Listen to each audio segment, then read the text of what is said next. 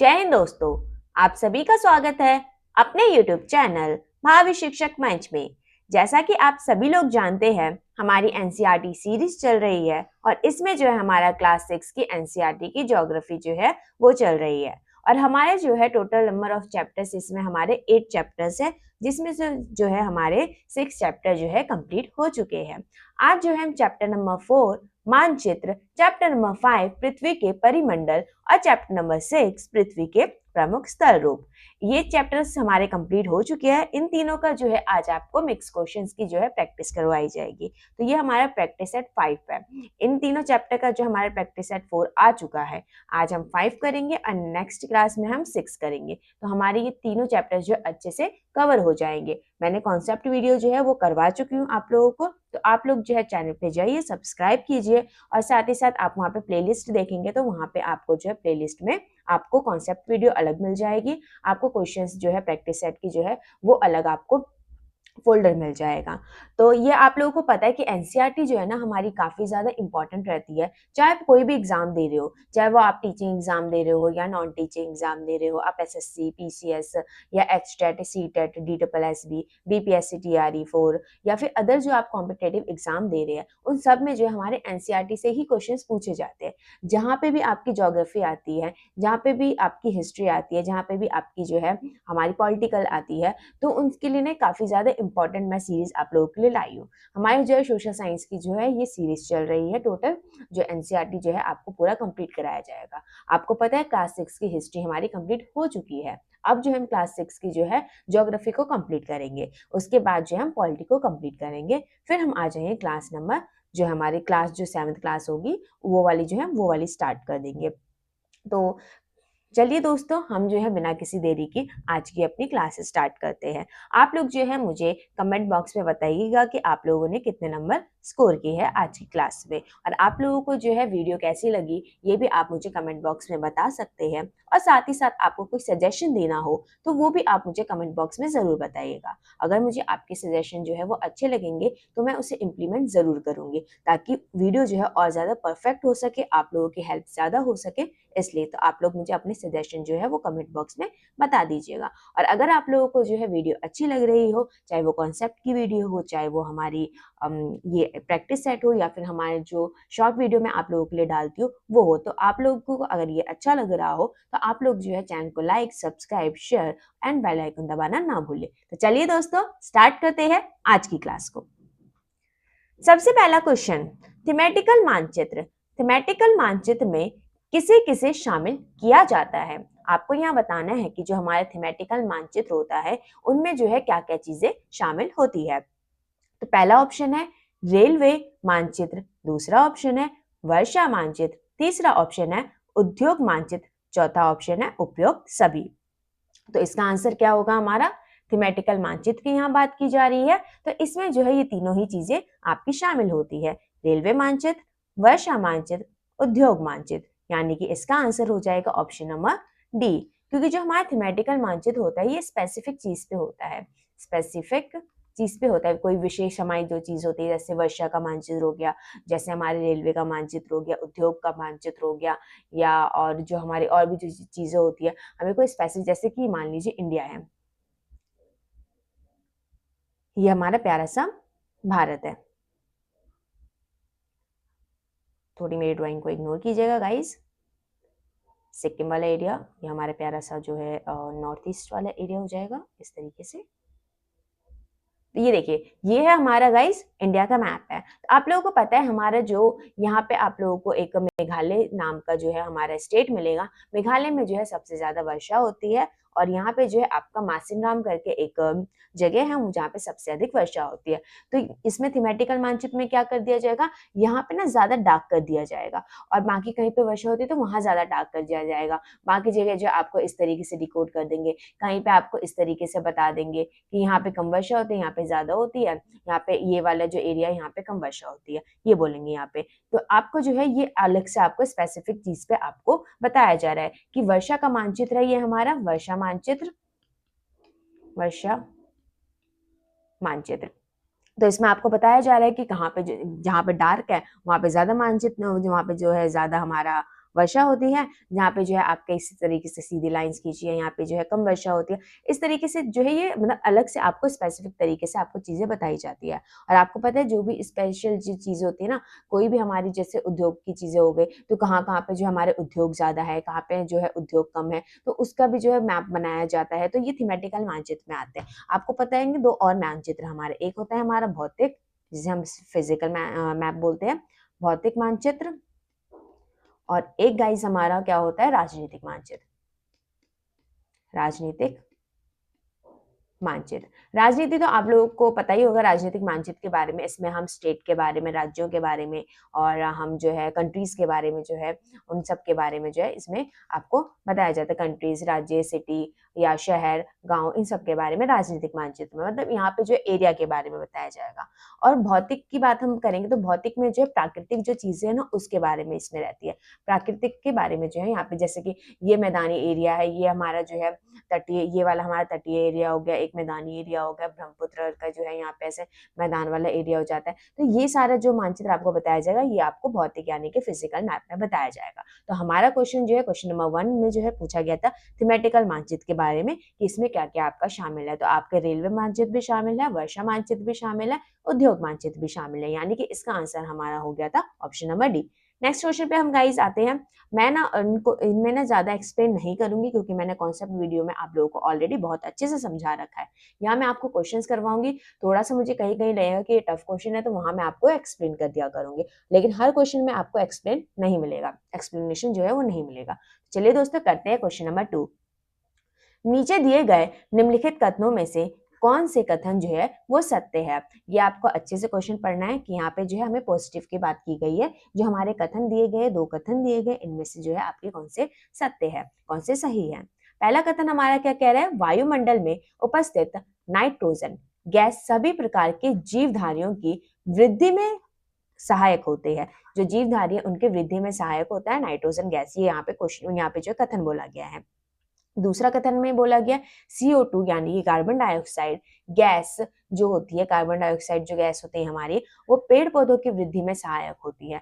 तो इसमें आपको ये बताना है कि क्या ये दोनों कथन जो है हमारे सत्य हैं, क्या ये दोनों कथन जो है हमारे असत्य है, क्या ये दोनों कथन हमारे, ये जो हमारा पहला कथन सत्य है, दूसरा कथन असत्य है, पहला कथन असत्य है या दूसरा कथन सत्य है। तो इसमें से कौन सा ऑप्शन इसका आंसर हो जाएगा, इसका आंसर होगा ऑप्शन नंबर ए। ये दोनों ही कथन जो है वो बिल्कुल सही है। जो हमारे नाइट्रोजन गैस है जो कि हमारी 78% मिलती है आपको वायुमंडल में, ये जो है जो हमारे जीवधारी हो गए उनकी वृद्धि के लिए जो है ये बहुत ज्यादा इंपॉर्टेंट होती है। और कार्बन डाइऑक्साइड का भी आप लोगों को पता होगा कि ये जो है पेड़ पौधों की वृद्धि के लिए आवश्यक होती है, यानी कि ये भी ठीक है और ये भी आपका सही है, दोनों ही सही कथन है। तो यानी कि ऑप्शन नंबर ए हमारा करेक्ट आंसर हो जाएगा क्वेश्चन नंबर 2 का। नेक्स्ट क्वेश्चन पे हम गाइस आते हैं क्वेश्चन नंबर 3। निम्नलिखित कथनों में से कौन से कथन सत्य है। यहाँ पे भी आपको क्या बताना है, पॉजिटिव बताना है। कौन से जो कथन है वो हमारे सही है। पृथ्वी की सतह के टूटकर गिर जाने की प्रक्रिया को अपर्दन कहते हैं। जो पृथ्वी की सतह है उसको अगर थोड़ा सा टूट गया कुछ, मतलब ये हमारा मान लीजिए सतह पृथ्वी की, यहाँ पे एक मानव खड़ा है, अब ये वाला हिस्सा टूट गया, ये मिट्टी का ये चीज टूट गया, तो इस टूटने की चीज को हम क्या बोलेंगे, अपर्दन। अपर्दन ये यहाँ पे बोला गया। क्या ये बात सही है, ये बात बिल्कुल करेक्ट है। सेकंड कथन क्या बोला गया, पृथ्वी की नई सतहों के निर्माण की प्रक्रिया को निक्षेपण कहते हैं। अब जो पृथ्वी की मान लीजिए ये जो हमारा ये टूट गया था, ये अपर्दन हो गया, अब ये टूट के जो है यहाँ इकट्ठा हो गया, यहाँ पे इकट्ठा हो गया, ऐसे ऐसे यहाँ पे और चीजें इकट्ठी होती गई, तो ये हमारी हो गई निक्षेपण। इकट्ठे होगा तो निक्षेपण, टूट जाएगा तो अपर्दन। तो आपको ये मैंने बहुत अच्छे से समझा रखा है और अभी मैंने आप लोगों को अच्छे से समझा दिया। तो अब ये अपर्दन और निक्षेपण में आप लोगों को कंफ्यूजन नहीं होना चाहिए।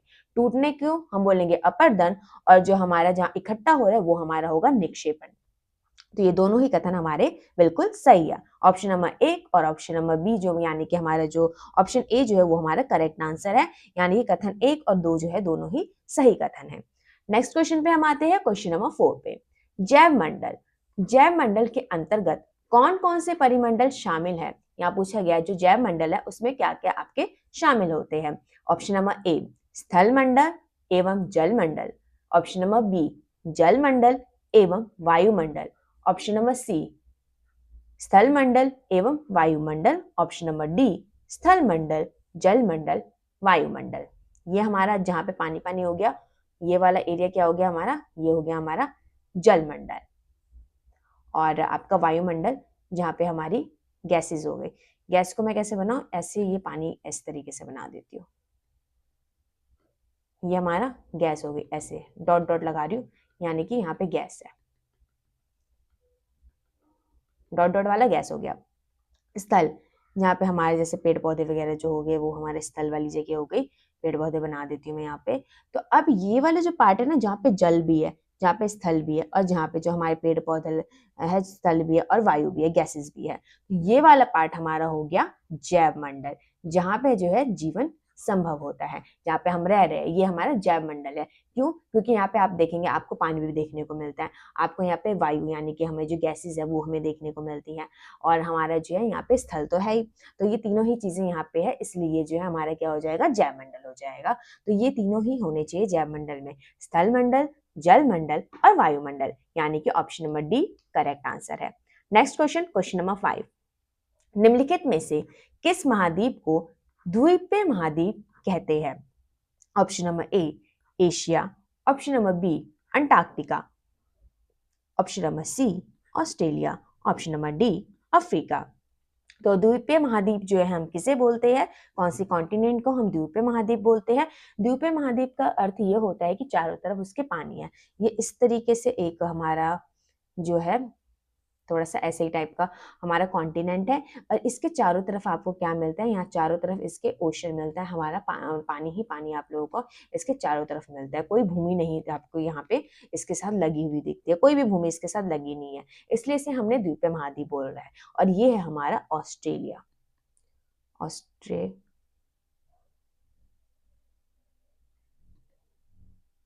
आई थिंक स्पेलिंग गलत होगी, ये ठीक है ऑस्ट्रेलिया, ठीक है। ऑस्ट्रेलिया जो है वो हमारा करेक्ट आंसर हो जाएगा, द्वीपीय महाद्वीप यानी कि Australia, option number C. Question number 6, पृथ्वी पर अनगिनत प्रकार के स्थल रूपों जैसे पर्वत, मैदान और घाटी और पठार, इस तरीके से मेज की तरह होता है पठार, आदि का निर्माण किन प्रक्रियाओं के परिणाम स्वरूप होता है? मतलब इनका निर्माण कैसे होता है, पर्वतों का निर्माण कैसे होता है, कौन सी प्रक्रियाओं के द्वारा हमारा पर्वत बनता है, कौन सी प्रक्रियाओं के द्वारा हमारा मैदान बनता है, कौन सी प्रक्रियाओं के द्वारा हमारा घाटी बनता है, कौन सी प्रक्रियाओं के द्वारा हमारा पठार बनता है, और बाकी जो चीजें है वो भी बनती है। तो ऑप्शन नंबर ए है आंतरिक प्रक्रियाओं के कारण, बाह्य प्रक्रियाओं के कारण, ऑप्शन नंबर सी आंतरिक और बाह्य दोनों प्रक्रियाओं के कारण, ऑप्शन नंबर डी इनमें से किसी प्रक्रिया के द्वारा नहीं। तो इसका आंसर क्या हो जाएगा हमारा, इसका आंसर हो जाएगा आंतरिक और बाह्य प्रक्रिया दोनों के कारण जो आपको ये चीजें देखने को मिलती हैं, यानी कि ऑप्शन नंबर सी जो है हमारा करेक्ट आंसर है क्वेश्चन नंबर 6 का। आते हैं नेक्स्ट क्वेश्चन, क्वेश्चन नंबर 7, निम्नलिखित में से पृथ्वी के महाद्वीपों के आकार के अनुसार विश्व का सबसे बड़ा महाद्वीप कौन सा है? यहाँ आपको सबसे बड़ा महाद्वीप बताना है, सबसे बड़ा कॉन्टिनेंट हमारा जो है, पूरा जो हमारे टोटल नंबर ऑफ कॉन्टिनेंट जो है हमारे 7 है, इसमें से सबसे बड़ा कॉन्टिनेंट आपका कौन सा है ये आपको बताना है। तो पहला ऑप्शन है एशिया, दूसरा ऑप्शन है अफ्रीका, तीसरा ऑप्शन है उत्तरी अमेरिका, चौथा ऑप्शन है हमारा अंटार्कटिका। तो इसका आंसर क्या हो जाएगा, सबसे बड़ा महाद्वीप जो है वो है हमारा, जहाँ पे हम रहते हैं, एशिया, यानी कि हम कहाँ रहते हैं, इंडिया में रहते हैं। इंडिया जो है किसका पार्ट है, एशिया का पार्ट है, तो हमारा एशिया सबसे बड़ा कॉन्टिनेंट है, 1/3 है ये, बाकी सारे मिला के जो है 1/3 जो है भूमि इसी के पास है। तो एशिया हमारा आंसर हो जाएगा, यानी कि ऑप्शन नंबर ए हमारा करेक्ट आंसर है क्वेश्चन नंबर 7 का। Next question, question number 8, Atlantic महासागर के संदर्भ में निम्नलिखित कथनों में से कौन से कथन सत्य है? यहाँ पे आपको पॉजिटिव बताना है, जो अटलांटिक महासागर है हमारा उससे रिलेटेड यहाँ पे जो है कौन से जो हमारे कथन है वो सही है। ऑप्शन नंबर 1, सॉरी यहाँ पे जो कथन 1, अटलांटिक महासागर विश्व का दूसरा सबसे बड़ा महासागर है। क्या अटलांटिक महासागर विश्व का दूसरा सबसे बड़ा महासागर है? ये सही है या नहीं आपको बताना है। सेकंड कथन क्या कह रहा है, अटलांटिक महासागर की तट रेखा पोताशियों एवं पत्तनों यानी कि बंदरगाह, जो हमारे पोर्ट होते हैं बंदरगाह, पोर्ट की बात यहाँ पे की गई है, के निर्माण के लिए आदर्श स्थिति रखती है। क्या यह बात सही है? तीसरा कथन, अटलांटिक महासागर की तट रेखा बहुत अधिक दंतरित कटिफटी है। तो क्या ये बात सही है? तो ये तीनों ही जो है आपके सही हैं। अटलांटिक महासागर जो है सेकंड नंबर का हमारा ओशन है, सबसे पहला है पैसिफिक, सेकंड है अटलांटिक महासागर। और अटलांटिक महासागर जो है बंदरगाह के लिए काफी ज्यादा अच्छी है, पोर्ट की जो है उसके लिए अच्छी है। और ये सबसे ज्यादा व्यस्त जो है हमारा व्यापार की दृष्टि में सबसे ज्यादा व्यस्त ओशन कोई है तो वो हमारा अटलांटिक ही ओशन है। अटलांटिक ओशन यानी कि महासागर है। और इसकी जो है दंतरित होती है, इसकी जो रेखाएं हैं दंतरित होती है, कटी फटी होती है, इसलिए जो है ना यहाँ पे पोर्ट बनाए गए हैं ताकि यहाँ ना जहाज वगैरह जो आते जाते हैं जिसमें सामान जो है लाया जाता है और व्यापार वगैरह किया जाता है, तो वो जो है जो कटी फटी जैसे ऐसे उबड़ खाबड़ रहेगी, तो यहाँ पे जो है जहाज खड़ा करना ना ईजी रहता है, यहाँ पे ईजी रहता है। अब कहीं पे जो बिल्कुल प्लेन है तो यहाँ जहाज ना ऐसे भागने लग जाता है ओशन में, तो इसलिए जो है ये ज्यादा मतलब अच्छा है व्यापार की दृष्टि से। तो यानी कि option number D correct answer है, उपयुक्त सभी सत्य हैं। क्वेश्चन नंबर 9, अटलांटिक महासागर की आकृति निम्नलिखित में से किस आकार की होती है? जो हमारा अटलांटिक महासागर है यानी कि हमारा सेकंड नंबर का जो हमारा ओशन है, जो मतलब एरिया वाइज हमारा सेकंड था ना, हाँ सबसे बड़ा महासागर है जो हमारा अटलांटिक महासागर है, दूसरे नंबर का सबसे बड़ा महासागर है, पहले नंबर का पैसिफिक है, याद रखना आपको पैसिफिक ओशन है। तो आपको ये बताना है, ऑप्शन नंबर ए है, इसका शेप आपको बताना है। तो शेप क्या इसका लगभग वृत्ताकार शेप है, क्या इसका जो शेप है वो त्रिभुजक आकृति का है, त्रिभुजाकार आकृति का है, या सी ऑप्शन अंग्रेजी भाषा के अक्षर एस के समान है, या उत्तर ध्रुव के चारों ओर है। तो इसका आंसर क्या हो जाएगा? इसका आंसर होता है ऑप्शन नंबर सी। ये इस तरीके से हमारा ऐसे एस बन रहा है इसकी ओशन के, ये मैंने आपको कंटेंट वीडियो में अच्छे से समझाया हुआ है, तो आप वहां पे जाके देख सकते हैं। नेक्स्ट क्वेश्चन, क्वेश्चन नंबर 10, राज्यों, शहरों तथा गांव और विश्व के विभिन्न देशों व राज्यों तथा उनकी सीमाओं का दर्शाने वाले मानचित्र को क्या कहा जाता है? इनको दर्शाने वाले मानचित्र को क्या कहते हैं? हम जो मान लीजिए कंट्री बता रहे हैं यहाँ पे, कंट्री और हमारा स्टेट, सिटी, विलेज, तो ये वाले मानचित्र को हम क्या कहते हैं? क्या इसे भौतिक मानचित्र कहते हैं, क्या इसे एटलस कहते हैं, क्या इसे राजनीतिक मानचित्र कहते हैं, क्या इनमें से कोई नहीं? तो आपका कौन सा ऑप्शन सही हो जाएगा? ये हो जाएगा हमारा राजनीतिक मानचित्र, पॉलिटिकल मैप हमारा करेक्ट आंसर हो जाएगा। पॉलिटिकल मैप में जो है आपके जो है सीमाएं दिखाई जाती हैं, आपको जो है कंट्रीज दिखाई जाती है, देश दिखाए जाते हैं, राज्य दिखाए जाते हैं यानी कि स्टेट दिखाए जाते हैं, सिटी हो गए हमारे, नगर हो गए, शहर हो गए, गांव हो गए, विलेज, ये सब जो है हमारे यहाँ पे दिखाए जाते हैं राजनीतिक मानचित्र में। भौतिक में आपको प्राकृतिक चीजें दिखाई जाती हैं। तो ये हमारा इसका आंसर तो सी हो गया 10 का। नेक्स्ट क्वेश्चन, क्वेश्चन नंबर 11, आकार के आधार पर सबसे बड़ा महासागर कौन सा है? आकार के आधार पर आपका सबसे बड़ा महासागर कौन सा है? पहला ऑप्शन है प्रशांत महासागर, दूसरा ऑप्शन है हिंद महासागर, तीसरा ऑप्शन है अटलांटिक महासागर, चौथा ऑप्शन है दक्षिण महासागर। तो आकार की दृष्टि से जो है सबसे बड़ा महासागर कौन सा है? इसका आंसर हो जाएगा प्रशांत महासागर, यानी कि ऑप्शन नंबर ए। ये काफी बड़ा महासागर है हमारा प्रशांत महासागर। नेक्स्ट क्वेश्चन, क्वेश्चन नंबर 12, पर्वतों के संदर्भ में दिए गए निम्नलिखित कथनों में से कौन से कथन सत्य है? यहाँ पे आपको पॉजिटिव बताना है। तो हमारे जो पर्वत है उसकी दृष्टि से आपको बताना है कि कौन से जो कथन है वो हमारे सही है।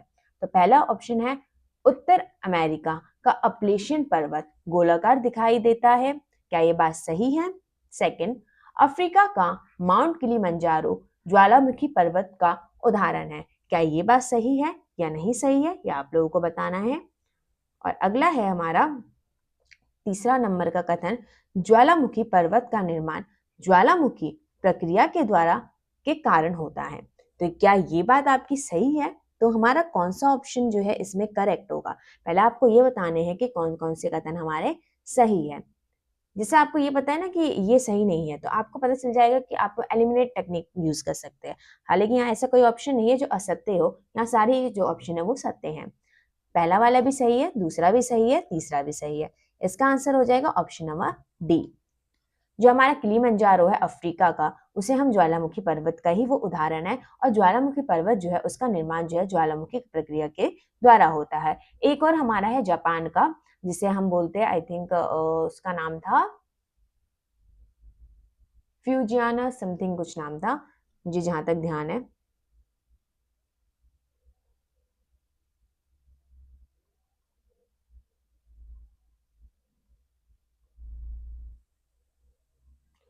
तो माउंट किलिमंजारो ज्वालामुखी पर्वत है, फ्यूजियाना जो है वो हमारा हो जाएगा जापान का, वो भी हमारा ज्वालामुखी पर्वत है।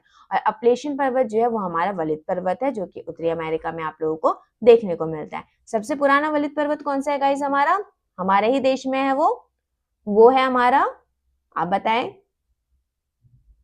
अरावली पर्वत जो है वो हमारा सबसे पुराना वलित पर्वत है, फोल्ड माउंटेन जिसे बोलते हैं। इसका आंसर ऑप्शन नंबर डी। आपको अगर फोल्ड माउंटेन क्या होता है ये सब समझना है तो आप जाके कॉन्सेप्ट वीडियो में देख सकते हैं, उसमें मैंने बहुत अच्छे से आपको मैप वगैरह के थ्रू अच्छे से समझाया हुआ है, मैंने ज्यादा से ज्यादा इमेजेस लगाई है ताकि आप लोगों को जो है कॉन्सेप्ट ज्यादा अच्छे से समझ आए और ज्यादा लंबे टाइम तक वो आपको याद भी रहे। और फिर जो है आप क्वेश्चन प्रैक्टिस करेंगे तो आपको और ज्यादा से जो है वो अच्छे से फिट हो जाता है माइंड में, इसलिए मैं आप लोगों के लिए क्वेश्चन प्रैक्टिस भी लेके आती हूँ।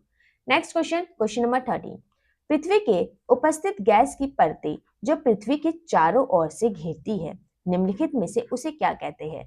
जैसे ये हमारी अर्थ है, तो यहाँ पे गैस की परतें हैं पृथ्वी के चारों ओर इस तरीके से, तो इसको ना क्या बोला जाता है, यहाँ पे ये पूछा जा रहा है, तो आप लोगों को बताना इसका आंसर। मैं ही बता दूंगी वैसे थोड़ी देर बाद। तो पहला है आपका जलमंडल, दूसरा है भूमंडल, तीसरा है वायुमंडल और चौथा है इनमें से कोई नहीं। तो इस परत को हम क्या कहते हैं? जो गैस की परतें है हमारे पृथ्वी के चारों ओर, तो इस परत को हम क्या कहते हैं? इस परत को हम बोलते हैं वायुमंडल, वायुमंडल, यानी कि ऑप्शन नंबर सी हमारा करेक्ट आंसर है। Next question, question number 14। निम्नलिखित में से कौन से कथन सत्य हैं? यहाँ पे आपको पॉजिटिव बताना है। पहला है कथन हमारा, जो मानचित्र पैमाने पर आधारित ना होकर याददाश्त और स्थानीय प्रेक्षण पर आधारित होते हैं उन्हें रेखाचित्र मानचित्र कहते हैं। क्या ये बात सही है? सेकंड कथन है, एक छोटे क्षेत्र का बड़े पैमाने पर खींचा गया रेखा चित्र खाका कहलाता है। क्या ये बात सही है? आपको इसमें बताना है कि कौन से सही है। तो जैसे कि ये है राजू, इसका दोस्त है रामू। कौन है ये? राजू, और ये है रामू। अब राजू को जो है रामू के घर जाना है, तो स्कूल में इससे पूछता है कि तेरा घर कहाँ पे है, मुझे बता तेरा घर है कहाँ पे, रास्ता बता मुझे। तो ये रामू क्या करता है, बड़ा इंटेलिजेंट होता है, तो इसने जो है एक इस तरीके से तैयार कर दिया मैप कि स्कूल, ये स्कूल है, स्कूल से बाहर ऐसे हम सीधा थोड़ी देर चलेंगे, उसके बाद हम जो है लेफ्ट में उड़ जाएंगे, फिर ऐसे हम सीधा चलेंगे, फिर इधर मुड़ जाएंगे, फिर सीधा चलेंगे, फिर जो है हम ऐसे चलते जाएंगे, चल जाएंगे, यहाँ पे मेरा घर है। तो ये बता, यहाँ पे मतलब एक दुकान है, यहाँ पे ये है, ये सब इसने इसको बता दिया, रफ मैप इसको बना के दे दिया। तो ये वाला मैप जो है ये क्या है? रफ मैप है ये। तो इसमें कोई वो चीज नहीं है ना, ये डिकोड कर रहा है कि ये 2 सेंटीमीटर जो है वो हमारा 10 किलोमीटर के बराबर है, ऐसा तो कुछ भी यहाँ पे नहीं किया इसने तो रफली बता दिया अपने दोस्तों को कि मेरा घर ऐसे ऐसे तो जाएगा, तो तेरे को मेरा घर मिल जाएगा। तो ये जो है ये हमारा हो जाता है, इसे क्या बोलते हैं? इसे ही हम बोलते हैं रेखाचित्र मानचित्र, रेखाचित्र मानचित्र। तो ये ऑप्शन आपका बिल्कुल करेक्ट है। और जो हमारा छोटा क्षेत्र, कोई इतना छोटा सा क्षेत्र है, तो इसके लिए ना बड़ा मैप बनाया जाएगा ताकि इसमें अच्छे से डिटेल जो है वो दी जाए, तो इसलिए इसे हम क्या बोलते हैं? इसको हम बोलते हैं खाका। तो ये भी आपका करेक्ट है। तो ये हमारा आंसर हो जाएगा इसका, दोनों ही सत्य है, 1 और 2 दोनों ही सत्य है, option number A correct answer हो जाएगा।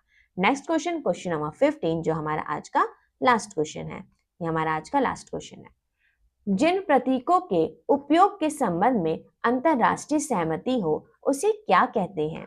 जिनके लिए हमारे अंतरराष्ट्रीय सहमति है उसे हम क्या कहते हैं? जैसे कि ये मंदिर ही है, ये अंतरराष्ट्रीय सहमति होगी कि इस तरीके से किसी मैप में बना होगा, तो ये हमारा मंदिर हो गया। ये जो है एक चर्च आई थिंक इस तरीके से होता है, तो ये एक चर्च है, ये भी अंतरराष्ट्रीय सहमति मिल गई कि ये चर्च ही होगा। इस तरीके से पेड़ को बनाया जाएगा, इस तरीके से घास को बनाया जाएगा, तो ये अंतरराष्ट्रीय सहमति मिल गई इसको कि आपको किसी मैप में अगर ये चीजें मिलती हैं, यहाँ पे मंदिर मिलता है तो ये मंदिर ही है।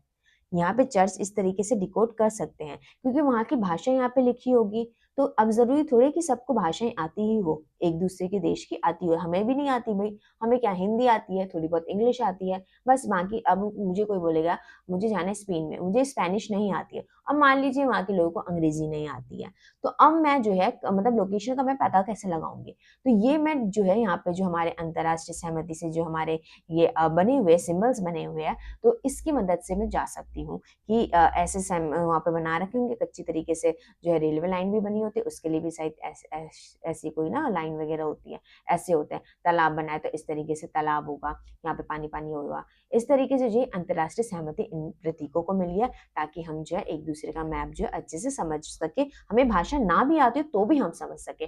तो इनको क्या कहा जाता है, यहाँ पे ये क्वेश्चन पूछा गया है।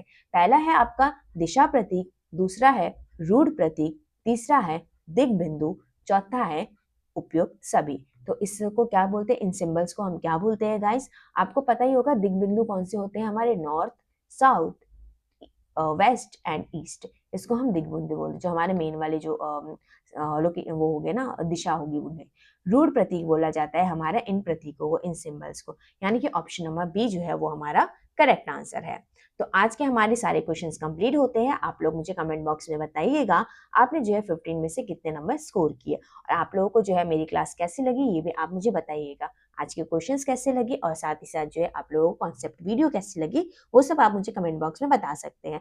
कोई डाउट है तो भी आप मुझे कमेंट बॉक्स में पूछ सकते हैं। तो thank you so much guys ये पूरी वीडियो देखने के लिए। मुझे उम्मीद है कि आपको जो है क्वेश्चन अच्छे लगे होंगे और आपके जो है क्वेश्चंस, मैक्सिमम क्वेश्चन जो है वो करेक्ट हुए होंगे। अगर आपने कॉन्सेप्ट वीडियो की होगी तो आपके तो सारे ही क्वेश्चन सही होंगे। तो ध्यान से आप बस पढ़ते जाइए, आपका जो है सीटेट भी आराम से क्लियर हो जाएगा। आपका जो है अदर जो एग्जाम्स हमारे हैं उनमें भी बहुत ज्यादा आपको हेल्प मिलेगी। आपको एचटेट भी हर एक आपको एग्जाम में जो है हेल्प मिलेगी। जहाँ पे भी एसएसटी पूछा जाता है ना, उसमें आपको बहुत अच्छी हेल्प मिल जाएगी इनसे, इन वीडियोस से। तो thank you so much guys. अगर आप लोगों को चैनल की जो वीडियोस है या कॉन्सेप्ट जो है वो अच्छे लग रहे हो, तो आप लोग जो है चैनल को like, subscribe, share and bell icon दबाना बिल्कुल भी ना भूलें, ताकि मुझे भी इससे मोटिवेशन मिलता रहे। तो आप लोग लाइक एंड सब्सक्राइब जरूर कर दीजिएगा गाइस। तो thank you so much guys, मिलते हैं हम नेक्स्ट वीडियो में। थैंक यू सो मच, जय हिंद दोस्तों, मिलते हैं अगली वीडियो में।